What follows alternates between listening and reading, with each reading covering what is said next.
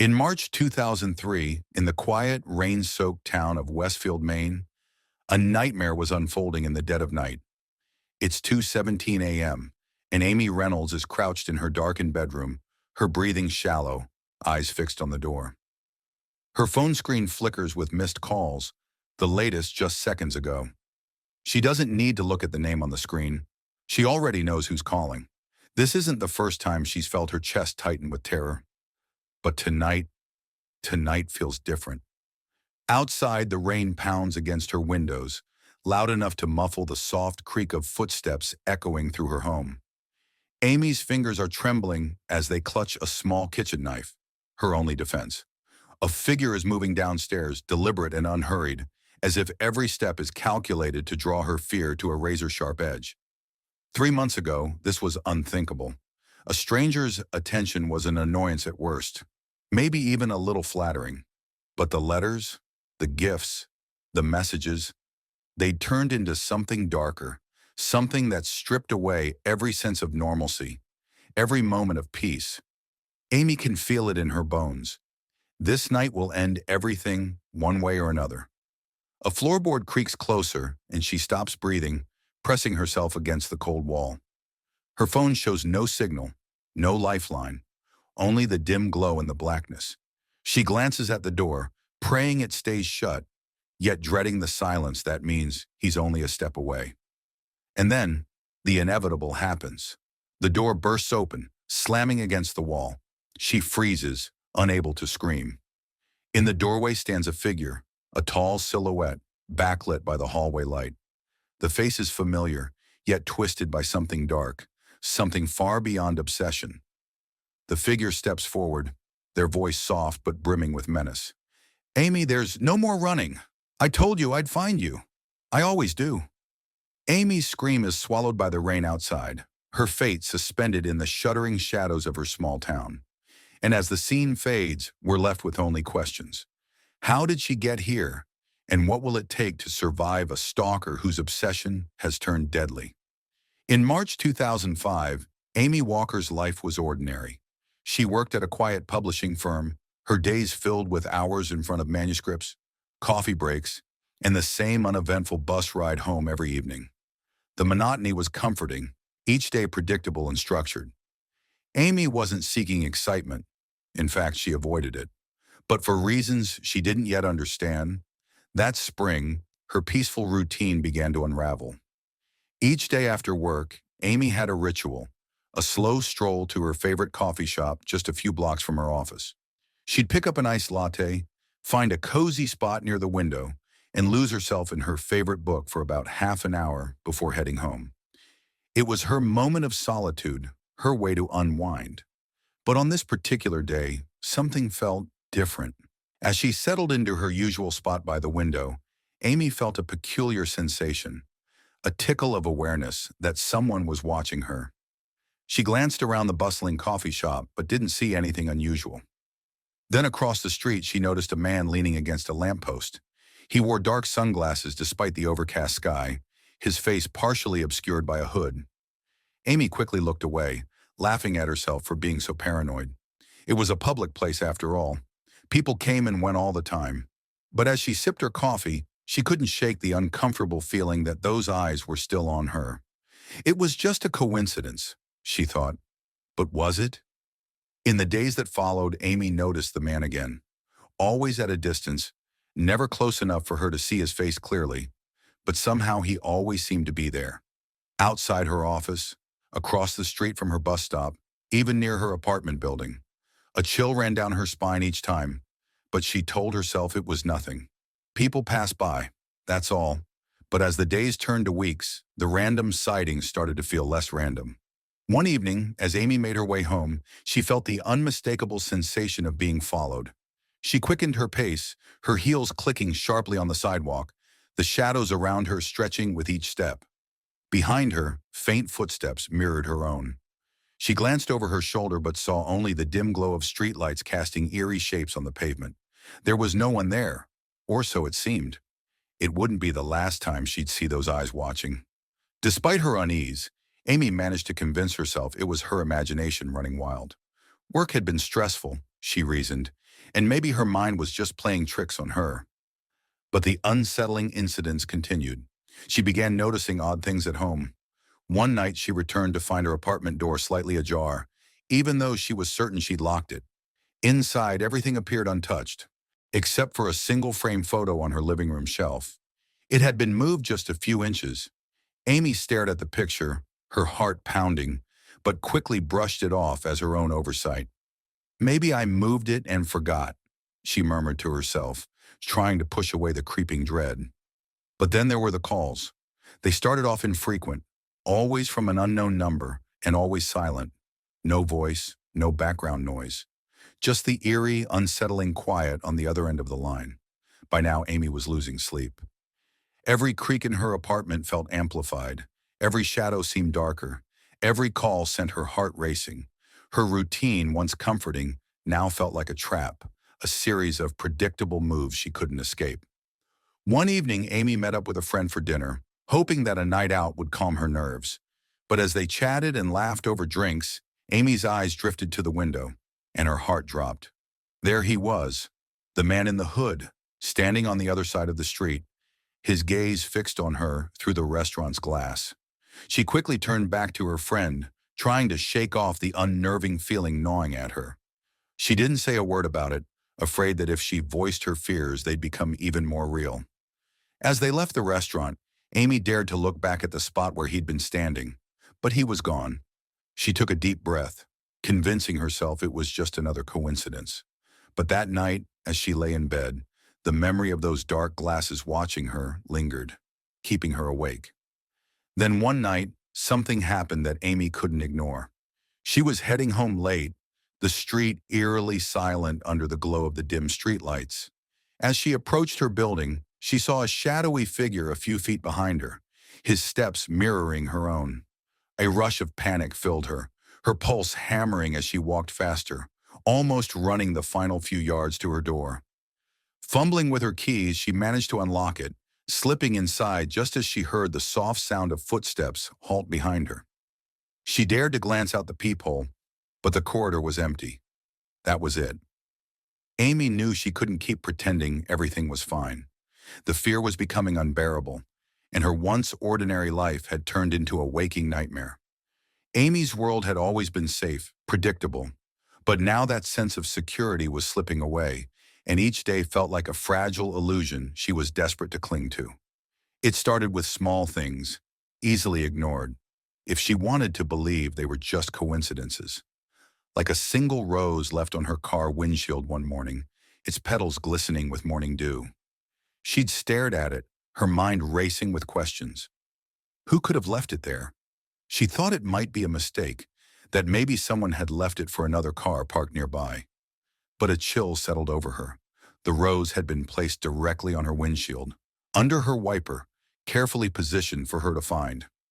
She tried to tell herself it wasn't real, but each day it became harder to ignore. 2 days later, she found a handwritten note in her mailbox. The paper was folded neatly, and her name was written across it in unfamiliar handwriting. She unfolded it slowly, feeling her stomach tighten with dread. The note was simple. "You look beautiful when you read by the window." Amy's hand flew to her mouth, her heart pounding. Someone had been watching her, studying her enough to know her routine, her quiet time at the coffee shop by the window. This wasn't someone random. Someone knew her every move. She began to see signs everywhere. Her imagination, she thought. It had to be her imagination. She was just noticing things that had always been there, right? But the signs only grew bolder. One night, she returned to her car after a late shift to find a small, heart-shaped charm on the driver's seat.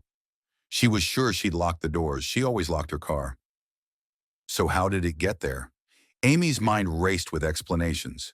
Maybe she'd left it open accidentally, or maybe the charm had been there all along, and she just noticed it now. But deep down, she knew that wasn't true. Someone had placed it there, intentionally and deliberately, just like the rose in the note, and that someone was getting closer. Her paranoia began to consume her. She'd double-check her locks, peer out the window at odd hours, and flinch at every noise in the hallway outside her apartment. Once, while shopping at a local store, She saw a familiar figure in the reflection of a glass case, a dark figure standing perfectly still a few aisles over, his head tilted slightly as if watching her. Her breath caught, and she spun around only to find the aisle empty. Her heart raced, her skin prickling with fear. Was she imagining it? Was her mind playing tricks on her? Or had he vanished before she could catch him? Amy's friends noticed the change in her. She was more withdrawn, her laughter more forced, her eyes darting around even when she was supposed to be having a good time. She wanted to tell them, but how could she explain something so bizarre, so terrifying, when she herself wasn't sure what was real anymore? She worried they'd brush it off, or worse, think she was losing her mind. Then came the night that shattered any lingering doubt. Amy was unlocking her door when she noticed something peculiar. A small scarf folded neatly on her welcome mat. It was hers, a scarf she'd lost weeks ago and searched everywhere for. It was an old favorite, one she'd worn regularly, but when she'd last looked, it was gone. She hadn't thought much of it at the time. Things got misplaced, but now here it was, on her doorstep, like a message sent directly to her. She felt her chest tighten, and she glanced nervously down the hallway. No one was there, but she could feel the weight of unseen eyes, someone lurking just out of sight, waiting and watching. She scrambled inside, locking every bolt, her mind racing as she tried to rationalize what was happening. How could he have known about the scarf? How had he gotten so close? A horrible realization began to settle over her. This person knew her intimately. They weren't just following her, they were inside her life, watching everything she did. The next day, Amy took a different route home, hoping that by altering her schedule she might lose him, or at least throw him off.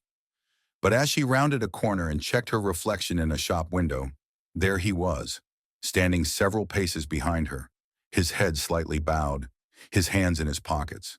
His presence felt like an invasion, a shadow pressing in on her from every direction. Amy's breath hitched, and she quickly turned around. Just like before, he was gone. Was she losing her mind? Or was he really always there, slipping into the shadows whenever she looked? Desperation set in. Amy began to take different buses, different paths, even avoiding her favorite spots. But each change in routine seemed to make him bolder. It was as if he enjoyed the chase, relished every twist and turn, knowing that eventually, no matter how hard she tried, she'd run out of places to hide. One evening, feeling a surge of courage, she decided to confront him if she saw him again.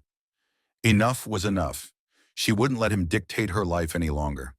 But as the night wore on, her bravery began to wane, replaced by a sense of helplessness she couldn't shake. No matter where she looked, she knew he was close, watching. And if he was close, what was stopping him from breaking through her final defenses? Her phone buzzed later that night with an unknown caller. The screen illuminated the dark room, casting a cold glow across her face. She didn't want to answer, but curiosity got the best of her. "Hello," she whispered, her voice barely audible. Silence greeted her on the other end. She waited, her hand trembling, the quiet growing heavier with each passing second. Finally, a faint sound, a slow, deliberate breath, like someone savoring the moment, sent chills down her spine. She ended the call, her hands shaking, and sat on her bed, clutching her knees to her chest. She could feel herself unraveling, every inch of her mind fraying as fear and paranoia closed in around her. The next morning, a final message awaited her, hidden just where she'd find it. A small box lay on her doorstep, wrapped in an old piece of lace. She picked it up cautiously, her heart pounding as she lifted the lid. Inside, she found a small silver locket with her initials engraved on it. She stared at it, a strange mix of dread and disbelief coursing through her veins. She'd lost this necklace years ago, had assumed it was gone for good. But now here it was, a relic from her past returned like a twisted token from someone who knew far too much. At this point, Amy's once structured life felt like a distant memory, replaced by a nightmare she couldn't wake up from. Her friends saw her unraveling, but she pushed them away, not wanting to involve anyone else. She was trapped in a world of shadows and unknown motives, haunted by a face she'd never fully seen, but knew all too well. The fear was real now, more vivid and visceral than ever before. And every sign, every small gift, every breath on the other end of the line only confirmed what she'd feared all along. He was always there, just out of reach, watching and waiting. Amy couldn't take it anymore. She'd reached a breaking point where her only priority was escaping. She packed a small bag and decided impulsively to leave her apartment. She'd go somewhere, anywhere to shake him off, somewhere he wouldn't expect. She found a temporary rental across town in a busy neighborhood far from her usual haunts, hoping it would give her a moment's peace. At first it seemed to work. The apartment was smaller and less cozy than her own, but it offered a strange sense of safety. She started going to a different gym, even changed her coffee shop, places she'd never gone to before, thinking if she could just blend in, maybe she'd finally disappear from his line of sight. She thought she was finally free, but freedom was just an illusion. Her first night in the new place, Amy lay awake, staring at the ceiling, her body tense with exhaustion, but her mind unable to rest. Every sound, every creak of the floorboards above made her heart pound.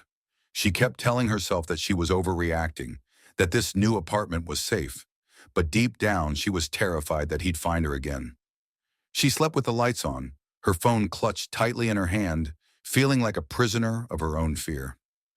A few days went by, and Amy dared to hope that maybe she'd left him behind. She began to relax, if only a little, convincing herself that the distance would make it too difficult for him to find her.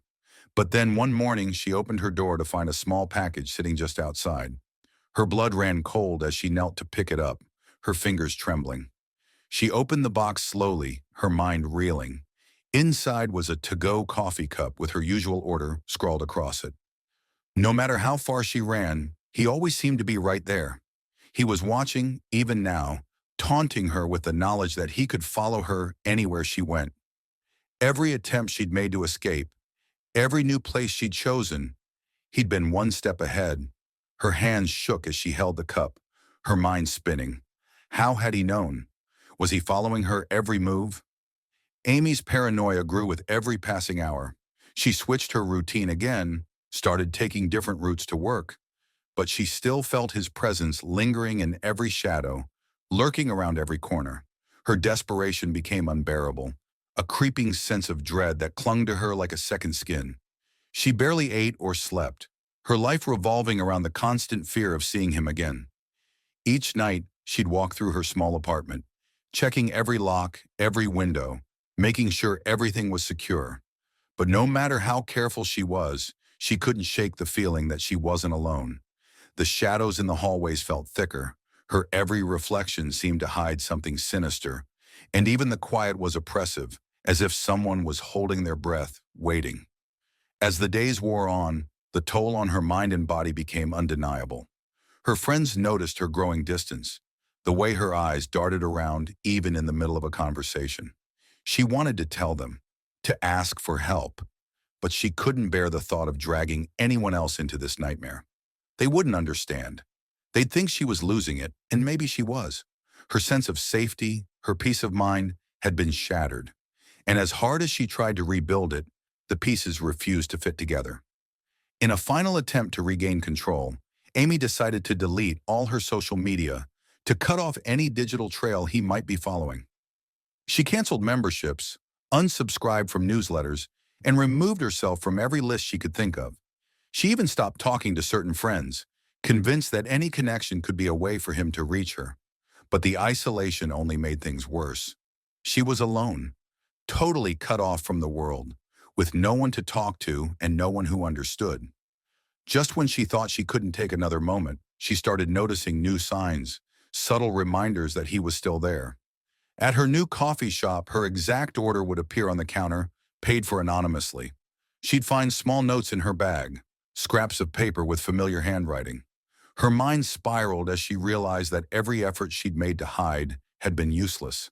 The walls around her life felt like they were closing in. She'd considered going to the police, but what could she say? That someone left a cup of coffee with her name on it? That she'd seen shadows? They'd laugh her out of the station? The fear had burrowed so deeply into her mind that even she struggled to separate reality from paranoia. The exhaustion was palpable. Amy's days blurred together as she spiraled further, her energy sapped by sleepless nights and the relentless cycle of fear. She began avoiding her own reflection, unable to face the haunted look in her eyes, the shadow of the person she used to be. Her friends, once her anchors, faded into memories, like a life she'd left behind. But the worst part was knowing she couldn't outrun him. The realization struck her one morning like a cold slap. No matter what she did, no matter how far she went, he'd always be there, waiting in the shadows. Amy had finally taken a drastic step she'd hoped would free her from this relentless nightmare. She'd packed her things and moved to a new city altogether, hours away. This time, she hadn't told anyone but her closest friend Kate, hoping that by removing all connections, she could finally leave the past behind her. For the first time in months, she allowed herself to feel a glimmer of hope, a tiny spark of relief that maybe, just maybe, she'd finally escaped. As she unpacked in her new apartment, she savored the unfamiliar surroundings, finding comfort in the thought that the streets, the faces, and the places were all unknown to him. She'd switched her number, deleted every trace of herself online, and changed her habits. With each new step, she felt herself inching closer to a sense of freedom she'd almost forgotten existed. She felt safe for the first time in months, but safety was a mirage. Settling into a new rhythm, Amy was cautious yet hopeful. She stayed low profile, limited her time outside, and began to build a cautious confidence that life was slowly returning to normal. The weight on her shoulders started to ease, and her heart didn't race with every phone ring or unexpected noise. She even began to explore a few places nearby, cautiously reclaiming the pieces of herself that fear had stolen. One evening, she decided to celebrate this new start. Kate had come by and they were sipping wine on the couch, laughing about an old college story. For a moment, Amy felt the laughter heal something raw within her. It had been so long since she'd felt this way, since laughter had been anything other than a distant memory. Just when she thought it was over, the nightmare resurfaced. As she went to refill their glasses, her phone buzzed with a new message notification. She nearly ignored it, brushing it off as an unimportant email, but something in her gut twisted as she glanced down. The message was from an unknown number. "Nice place you've got here. Cozy." The glass slipped from her hand, shattering on the floor, as her mind struggled to process what she was reading. Her hands began to shake as she stared at the words, each one more terrifying than the last. He knew. He was here. She couldn't breathe, couldn't think. Her pulse thundered in her ears as she looked around, suddenly aware of every darkened corner, every half-open window, feeling his gaze lurking somewhere beyond her sight. Kate noticed her frozen expression, rushing to her side. "Amy, what happened?" she asked, her voice filled with concern. But Amy couldn't form the words. She could only show Kate the message, her heart breaking all over again as she realized there was no escape, no distance safe enough to keep him away. Days turned into a blur of heightened paranoia. Amy was exhausted, not just from the fear, but from the sheer despair of it. Every time she stepped outside, every stranger's glance felt like a threat, every shadow an indication he was near. She was reaching a breaking point, torn between the desire to fight and the paralyzing fear that he was always one step ahead, waiting to strike. Then one day, she saw him.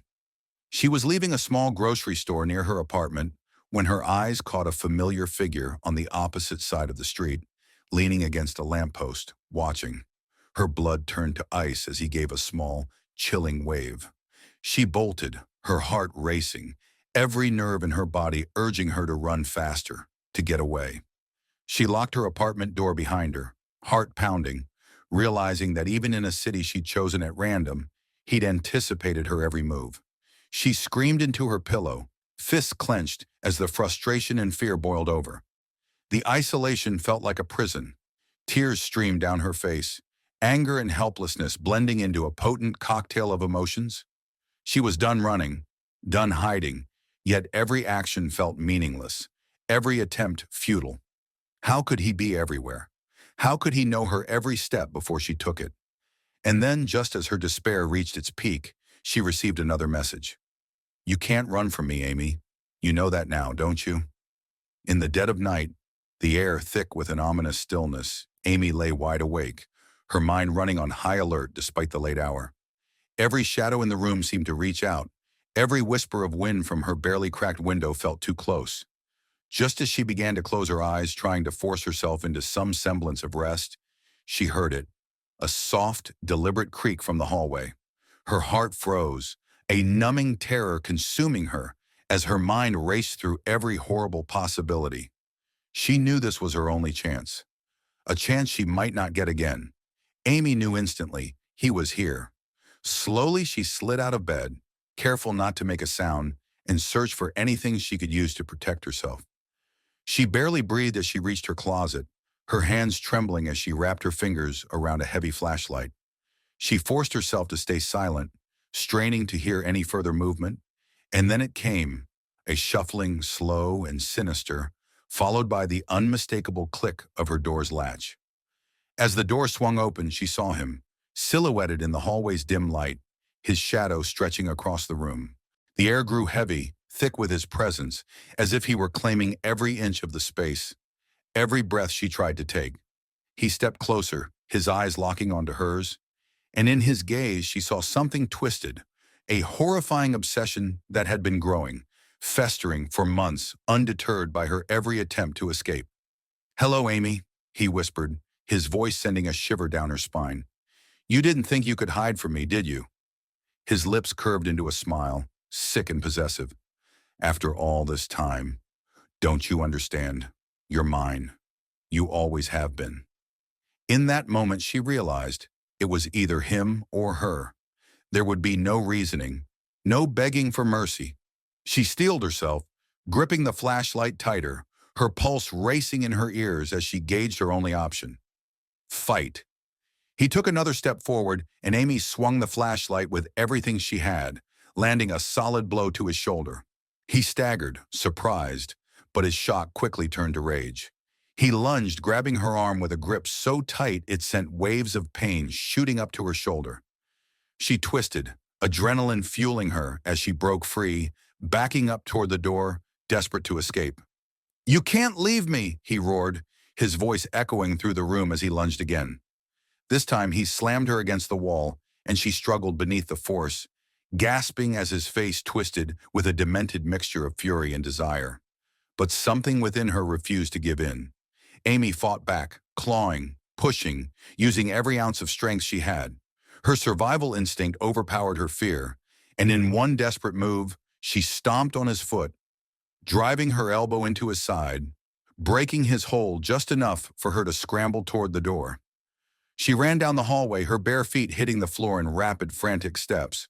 But he was close behind, his footsteps relentless as they pursued her. He was shouting, his words a disturbing jumble of anger and delusion, each one feeding her panic. She reached the front door, her hands fumbling with the lock.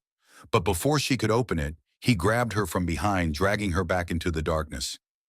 Amy's mind was a blur of fear and determination, her body writhing, kicking, anything to break free. She knew that this was her last chance. If she didn't escape now, she might never get another opportunity. With a surge of strength, she twisted and pushed with all her might, sending him stumbling backward. She grabbed the nearest object, a heavy vase, and hurled it at him. It shattered against his arm, and he howled in pain, a momentary distraction that bought her a few precious seconds. But it was enough. She bolted for the door again, throwing it open and sprinting into the street, her lungs burning as she screamed for help. The quiet neighborhood echoed with her cries, and she didn't stop running until she heard the distant wail of sirens, a sound that brought with it a small sliver of hope. The police arrived, flashing lights illuminating the street as she fell to her knees, gasping, her whole body shaking with exhaustion and terror. Officers rushed toward her, but Amy barely registered their questions, her mind still trapped in the nightmare of what had just happened. She was alive. She'd survived, but the ordeal had left a deep, indelible scar. Even as the officers led him away in handcuffs, his eyes found hers one last time. There was no remorse in his gaze, only a twisted, lingering obsession that chilled her to the core. As he was pushed into the squad car, Amy shivered, the reality of her survival mingling with a haunting fear. Even behind bars, his presence would haunt her. That night, she sat alone in the police station, recounting every chilling detail, the weight of it all settling on her shoulders as the adrenaline finally drained away. Her shock and exhaustion mingled with a brief sense of victory, but beneath it all was the gnawing terror that he would never truly let her go. In the days that followed, Amy's life became a fragile balance of trying to return to normalcy while fighting an unrelenting wave of anxiety. She barely left her home, now filled with locks, cameras, and every kind of alarm she could find. The once cozy space now felt like a cage, designed to keep her safe, but only amplifying the isolation she felt. When she did venture outside, every person she passed seemed suspect. Every car that slowed even slightly felt like a threat. The neighborhood that was once her sanctuary now felt hostile, full of shadows and secrets. Though she was free, Amy couldn't shake the feeling that someone was watching. Her friends and family urged her to move on, reminding her that he was gone, that she was finally safe. But they couldn't understand. No one could. Every time she closed her eyes, she was back in her living room, his shadow stretching across the room, his cold, unyielding grip around her arm. Every night she woke up gasping for air, clutching her bed sheets in terror. She tried everything: therapy, meditation, even immersing herself in hobbies she once loved. But no matter what, the fear lingered, always hovering just out of sight. She thought about all the times she'd ignored the warnings, shrugged off the creeping unease as paranoia. How had she missed it? She replayed every moment in her mind, searching for a hint, a clue, something she could have seen that might have prevented it all. How could someone else's obsession spiral so far, entangle her so completely, and leave her life in ruins? The thought was maddening, haunting. Weeks later, Amy started taking small steps toward a new normal. She went back to work, cautiously reconnected with friends, and even managed to venture out for errands. But everything felt different. She caught herself checking over her shoulder more often than not, studying strangers' faces for signs of recognition, searching for shadows in the corner of her eye. It was as if the experience had rewired her instincts, imprinting an awareness of danger that she could never switch off. Yet one evening, as she sifted through her mail, her heart froze. Amidst the usual bills and junk mail was a plain, unmarked envelope. Her hands trembled as she tore it open. Inside was a single slip of paper, blank except for two words scrawled in familiar handwriting. "Miss me?" A chilling, breathless moment passed as the realization set in. The horror she had worked so hard to escape was clawing its way back into her life. Was it a cruel prank, or had he somehow managed to reach her again? As the night settled around her, Amy sat staring at the note, her mind a storm of fear, anger, and exhaustion. She was free, but she was never free. This, she realized, was the price of being the object of someone's obsession. Her life, her peace of mind, and her sense of safety had all been stolen. And even with him out of the picture, he still had control. And though she was safe, though every lock was in place, every alarm was set, she couldn't help but feel he was still watching.